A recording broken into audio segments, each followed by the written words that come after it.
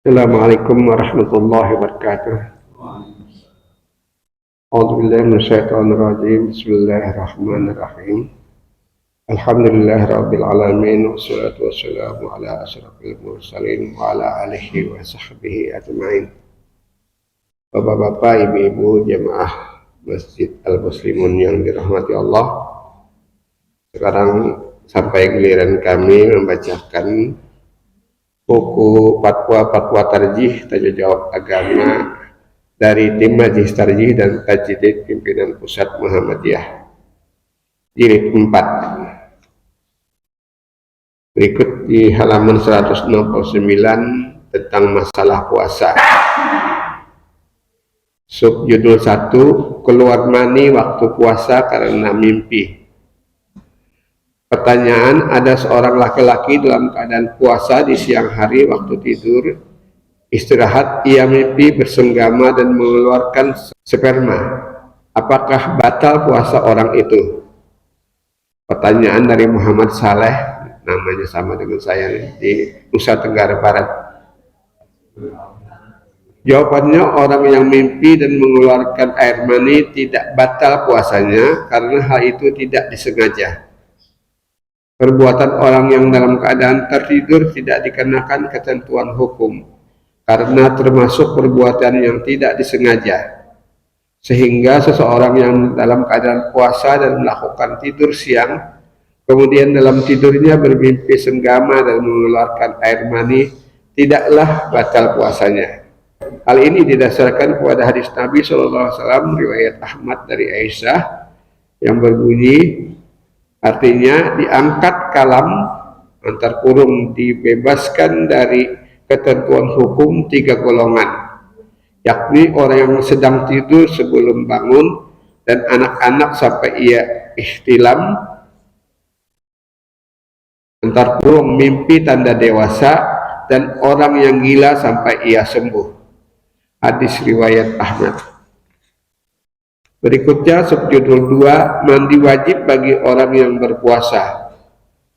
Pertanyaan, ada 2 pendapat tentang waktu pelaksanaan mandi wajib, antar kurung mandi karena hadas besar atau mandi janabah bagi orang yang hendak menunaikan ibadah puasa, yaitu 1. Harus mandi sebelum fajar shadiq, antar kurung fajar shadiq, dan 2. Boleh mandi setelah masuk waktu imsak atau bahkan sesudah masuk waktu sholat subuh.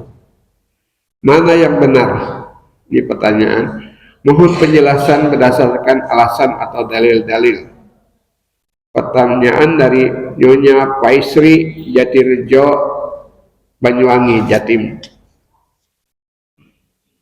Jawabannya mengenai persoalan yang saudari tanyakan sudah sangat jelas ditegaskan dalam hadis Rasulullah SAW. Di antara hadis-hadis Rasulullah tersebut adalah yang artinya bahwa sesungguhnya Rasulullah SAW pernah memasuki waktu fajar, padahal ia dalam keadaan junub karena bergaul dengan istrinya. Kemudian ia mandi, antar kurung mandi janabah, dan melanjutkan puasa. Hadis riwayat Al-Bukhari dan Aisyah. Hadis ini diriwayatkan oleh Imam Al-Bukhari dari Aisyah, istri Rasulullah SAW.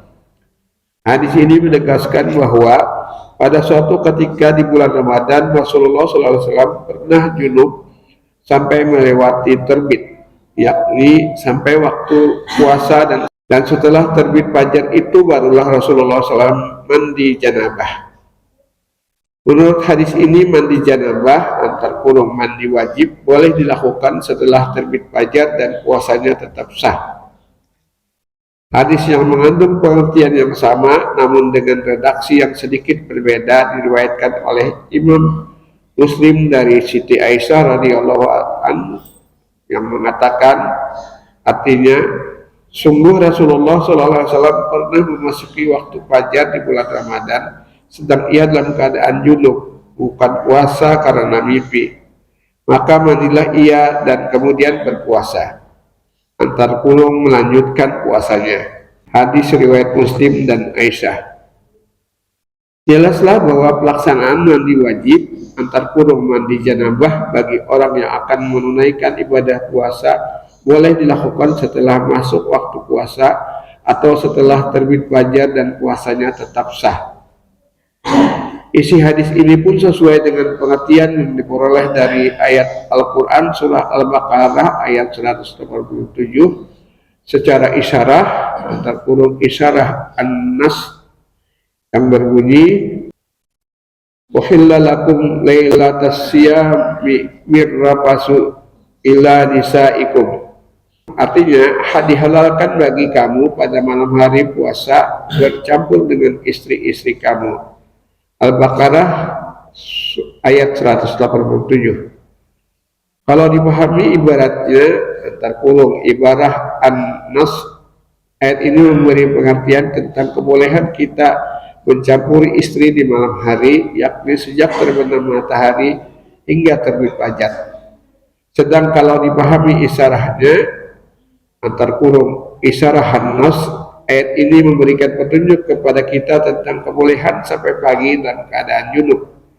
Hal ini mudah dipahami sebab kalau mencampuri istri boleh sampai terbit fajar, maka sudah tentu bagus memasuki waktu fajar kita masih dalam keadaan junub, dan barulah setelah itu kita bersuci dengan mandi janabah. Demikian jawaban kami, semoga menjadi jelas.